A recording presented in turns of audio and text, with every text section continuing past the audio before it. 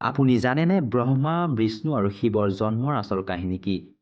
সেই কাহিনী যিটো সাধাৰণতে কোৱা নহয়। এক এনেকুৱা ৰহস্য যি শাস্ত্ৰত লুকাই আছে। কাহিনীৰ আৰম্ভণি হয় কাল আৰু প্ৰকৃতি দুৰ্গাৰ পৰা। কাল যি সত্যলোকৰ পৰা বহিষ্কৃত হ'ল আৰু যিয়ে দুৰ্গাক বিয়া কৰাই ব্ৰহ্মা, বিষ্ণু আৰু শিৱক জন্ম দিছিল। ৰজগুণ, শতগুণ আৰু তমগুণৰ প্ৰতীক। কিন্তু এই তিনিওজন দেৱতাই এটা ডাঙৰ গোপন ৰহস্যৰ পৰা অজ্ঞাত আছিল। নিজৰ পিতৃ কালৰ প্ৰকৃত স্বভাৱৰ সৈতে। কালে নিজস্ব এটা কৌশল খেলিলে। তেওঁ নিজৰ প্ৰকৃত ৰূপ লুকুৱাই ৰাখিলে আৰু সমস্ত জীৱাত্মাক এক মায়াজালত আবদ্ধ কৰি ৰাখিলে। আনকি ব্ৰহ্মা, বিষ্ণু আৰু শিৱয়ো নিজ পিতৃক চিনি পাব পৰা নাছিল। এই মায়াজালৰ পৰা মুক্তি পোৱাৰ সঠিক পথ কি? কোন হয় প্ৰকৃত সৰ্বশক্তিমান? এই কথা জানিবলৈ প্ৰয়োজন হয় এজন তত্ত্বদৰ্শী সন্তৰ পথ প্ৰদৰ্শন, যিয়ে আপোনাক এই অজ্ঞাত সত্যৰ সৈতে পৰিচয় কৰাই দিব পাৰে।